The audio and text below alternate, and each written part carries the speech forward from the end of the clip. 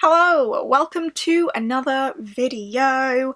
Today I'm doing something a little bit different, but kind of a little bit similar, but kind of a little bit different. I am doing an unhaul of sorts, but an unhaul of books that I am going to be donating to my sister's school. Yay! My sisters are very young. There's a big age gap between me and my sisters. So they're in primary school at the minute, and they have both started reading my books, like my middle grade books. Evie is onto, like, Laura Ellen Anderson. She's been reading Rainbow Grey. Lexi has been reading The Griffin Gate by Vashti Hardy. But they've been getting more excited about reading my books. And I'd been looking at some of the books that they'd been bringing home from school and stuff and thinking, like, it's very samey. Very samey.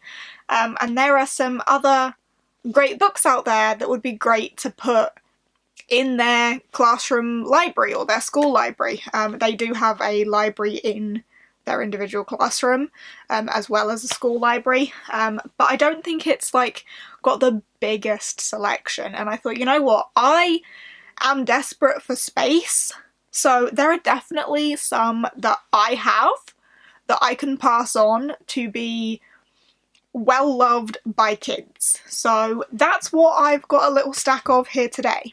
Now, I'm not getting rid of, like, some of my favourites as much as I would love to put books like A Pinch of Magic and the Polar Bear Explorers Club and such. As much as I would love to put books like that in the school, I'm not getting rid of my favourites. Just ones that I would have held on to, but if I'm being honest, would be better off there.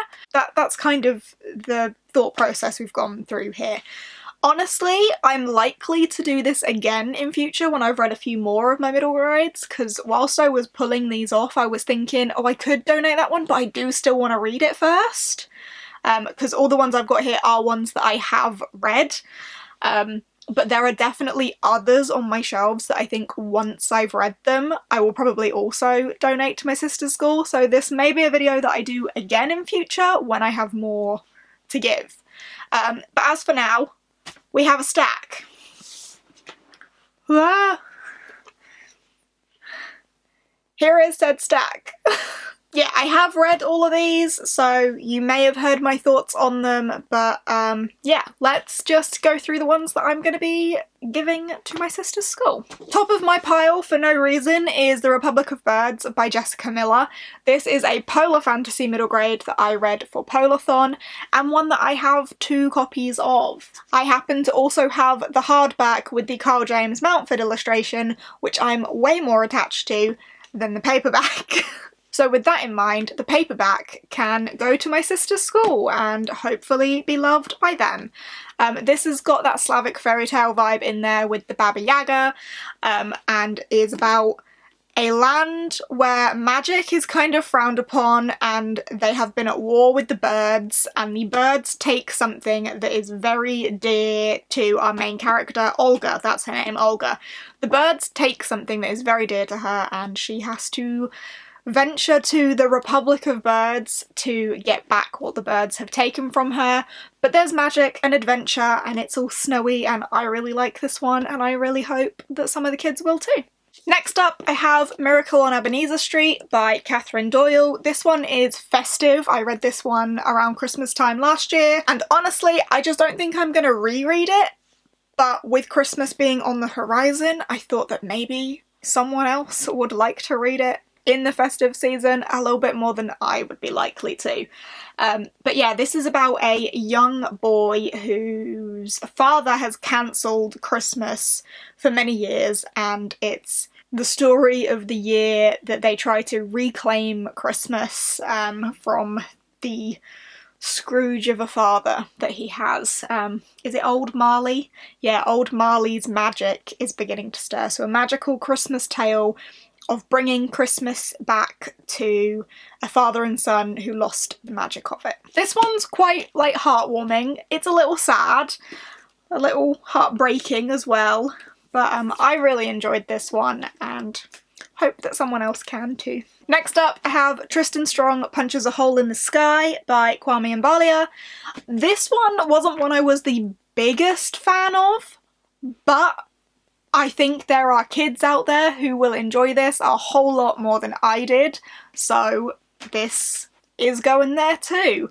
I definitely think this will be one that some young lads might want to see themselves in, with this strong young boy who has a lot of pressure on him to do things a certain way, but maybe he doesn't want to. This one is swamped in mythology. We have, is it Anansi, the spider story god? There's all sorts of other god. Here it is, Anansi, the trickster, or the weaver, and John Henry and Brer Rabbit and stuff. These mythological god-like characters and this fantasy land through a portal that he punches in the sky. I think it will definitely be loved by someone else more than it was by me. Next up, I have Ghost Squad by Clarabelle A. Ortega. This one was so cute. I really enjoyed this one, and I think it is one that I would have kept if it wasn't for the fact that it's spooky season, Halloween is on the horizon, and I really think that this could go down well in their class, and I think that there are some kids that would really like this, and I want to have the opportunity to put this in their hands. Because will I reread it? Probably not, but I did really enjoy this one. So this takes place on Halloween, and I've just the back. Be prepared, respect the dead, always have a cat. The cat in this was so cute. This was one we did for Middle Grade Monthly, but this is about a young girl whose family are... How do I explain that her family are fireflies? Firefly spirits, yeah. So, for Lucille Luna, ghosts are more than just the family business. So her family's ancestors are these firefly spirits attached to a tree at the end of their garden, and our main characters, Lucille and Sid, accidentally release this demon thing, and they need to work out how to get it back and save the town and save the family. And it says at the bottom, family dynamics of Coco, an action-packed adventure of Ghostbusters, and I just think the kids will really enjoy it. I found this one really sweet, and as I say, with it being Halloween very shortly, I think this would be a great one to donate, so I'm going to. Next up, I have The Strange Worlds Travel Agency by L.D. Lipinski, and this is one that I have relatively recently read and thoroughly enjoyed. Can't wait to read the sequel. However, again, I have duplicate copies of this. I have the UK paperback, and this is the American hardback. I'm never gonna buy the rest of the series in American hardback. I will buy them in UK paperback, so I see no reason for me to just hold on to the first book in US hardback, so I'm going to be donating this one. It's beautiful, look at it. It is actually signed as well, because it was an Owl Crate one, so it's a signed edition. I'm donating them a special one. But this is about a young girl who moves to a new village and finds this pretty rundown looking travel agency which is full of suitcases that it turns out are portals into other worlds, and she has the ability to see magic, and with that ability she can work out that something is draining the magic and something is tearing the magic away from these worlds, and she needs to work out what it is and how to fix it before it's too late and the portals between these worlds collapse. Great fun, really enjoyed it, and I think the kids will too. Next up we have Me, My Dad and the End of the Rainbow by Benjamin Dean. This is a contemporary one that I read for Middle Grade Monthly and will probably never reread, so it makes way more sense for it to go to the school than to sit on my shelf, never to be read again.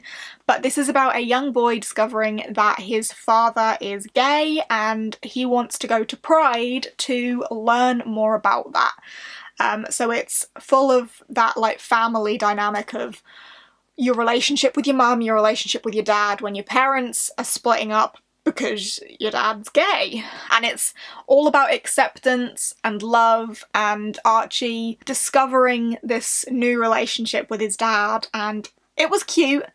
Not entirely my cup of tea just because I don't read contemporaries, but I definitely think that this will be more use in the school setting for the kids than it will be sitting on my shelf, so it's going there. Next up we have The House at the Edge of Magic by Amy Sparks. This is one that I actually really enjoyed as well, but realistically I'm never going to reread. I think it was like a 4-star for me.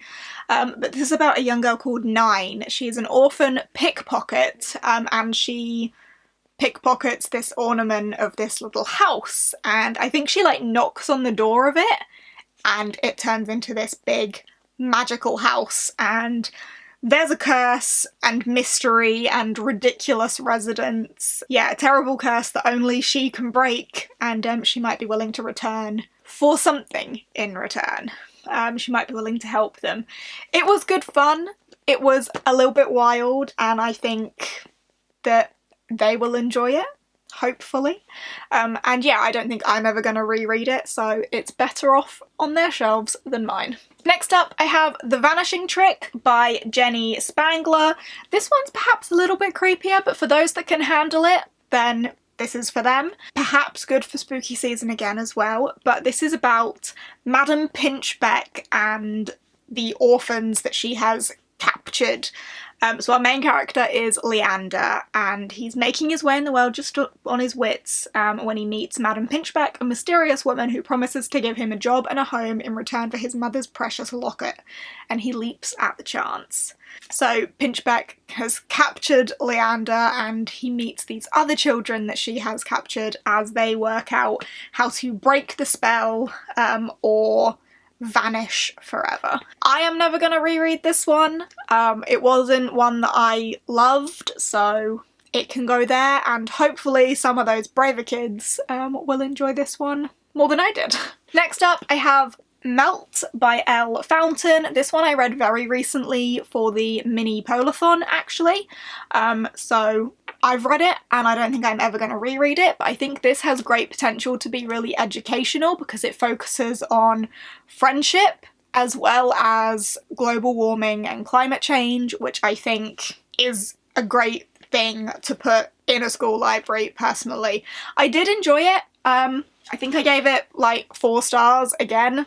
I did think it was a great read. I just think that it would be so much more beneficial in their hands for a kid to learn more about global warming and the different ways of life and stuff as well, because we have Yutu, who lives in a remote Arctic village, and B, who is just trying to adapt to a new school life, so they come from very different walks of life, and how they end up together, and how global warming is affecting culture and the world and things. Yeah, I think this is a good one to put in their hands. Next up I have Ramza by Radia Hafiza.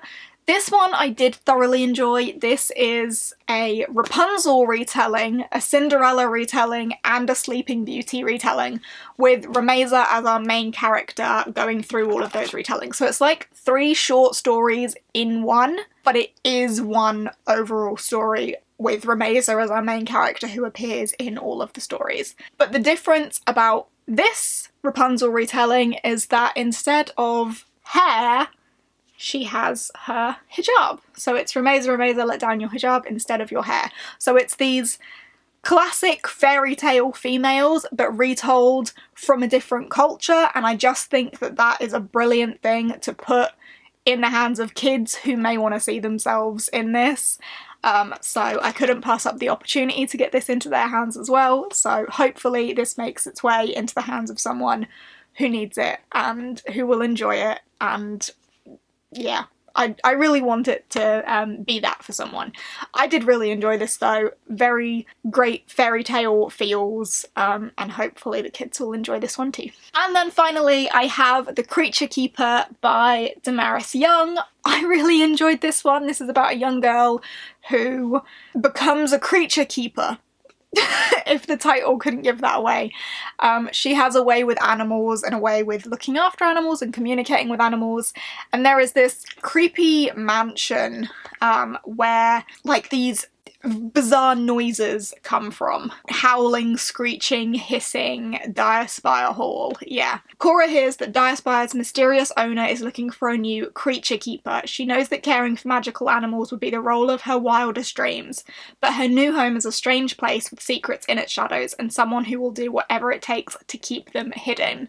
So, creepy magical animals and that kind of mysterious atmosphere as well. It was a great read. I thoroughly enjoyed it and hope that the kids will too. And they're all the ones I have for now that I'm going to be donating to my sister's school. As I say, I will probably do this again in future when I've worked my way through a few more of my middle grades. But yeah, it's a nice way for me to clear out some room on my shelves, but also some of the books that I did really enjoy and would want to keep, to know that they're going somewhere where they will be valued, appreciated, and hopefully like give some value to someone else as well. So yeah, that's that. I'm gonna drop all of these off at the school tomorrow, so there we go. But I hope you've enjoyed this different kind of video. Let me know if you have. But yeah, thanks for watching. Let me know down below if you could donate any one book to a primary school, like one middle grade book or even a non-fiction book or something. If there was one middle grade book that you could donate to a school, what would it be?